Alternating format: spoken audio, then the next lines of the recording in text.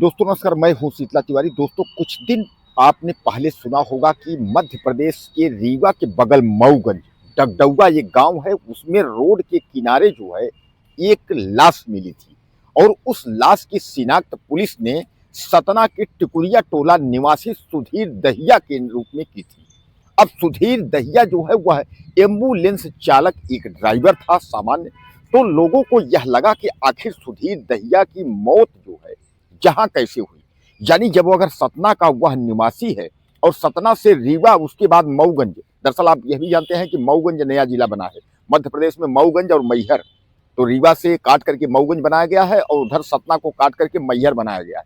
तो कुल मिलाकर के जो है यह मऊगंज जिला के बगल डगडुआ, यानी पन्नी डगडुआ आपने सुना होगा अगर मध्य प्रदेश के निवासी होंगे तो, उसके बगल सड़क के किनारे जो है एक लाश मिली थी, यानी शव देखा गया था, जिसको जो है धारदार हथियार से जो है काट दिया गया था, यानी गला काट करके जो है उसका मौत के घाट उतार दिया गया था।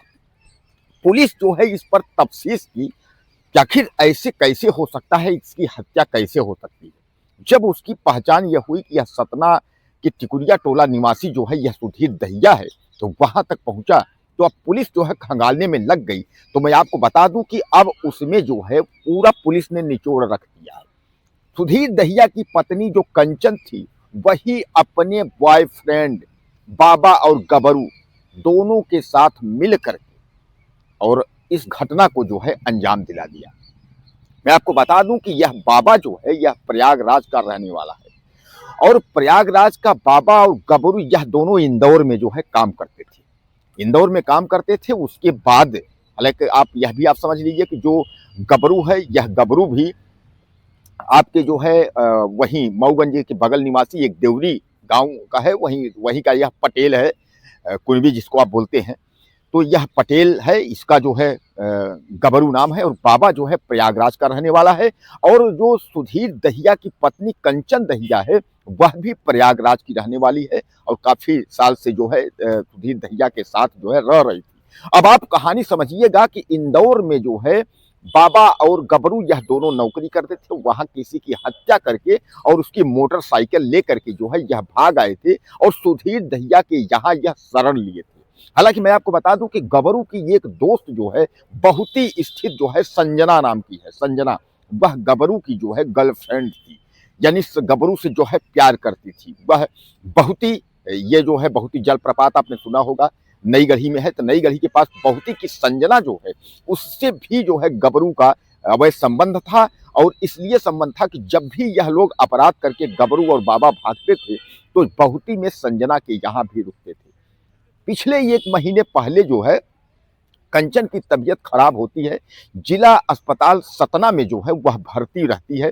तब जो है यह बाबा और गबरू गबरू दोनों जो है उससे मिलने जाते हैं, और जब वहां दोनों मिलने जाते हैं तो वहीं से जो है कंचन को जो है गबरू से जो है प्यार हो जाता है।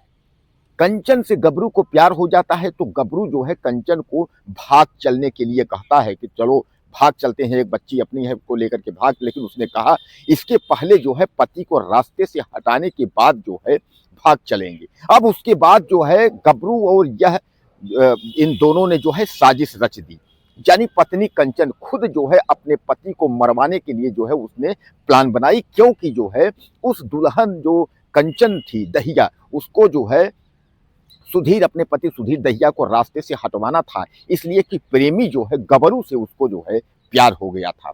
गबरू ने जो है साजिश रची और उसके बाद जो है वह इन दोनों ने प्लान बना करके, और संजना यानी जैसा बहुती की मैं आपको बताया रीवा जो बहुती प्रपात की संजना है, तो संजना इन जो है तीनों ने प्लान बना करके और उसके बाद उसको बुलाया, किसको, यानी कंचन के पति सुधीर को रीवा में बुलाया। अब उसके बाद जो है यह रीवा आते हैं तो इनको जो है मऊगंज वह पहुंचता है, वहां बाईपास उतर कर चौराहा जाता है, अपने जीजा के साथ वहां पहुंचता है।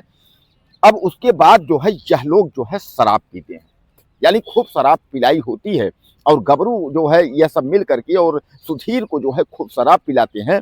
जब वह नशे में चूर हो जाता है तो उसको लेकर के जाते हैं और मऊगंज की डगडुआ के पास में ही जो है उसका गला काट करके फेंक देते हैं। हालांकि मैं आपको बता दूं कि उसको जो है बहुत ही प्रपात में फेंकने की इन लोगों की योजना थी, लेकिन संजना ने पहले ही बता दिया था कि देखिए बहुती में जो है प्रपात में पुलिस लगी हुई है, क्योंकि बहुती में अक्सर इस तरीके का जो है कांड हो जाया करते हैं।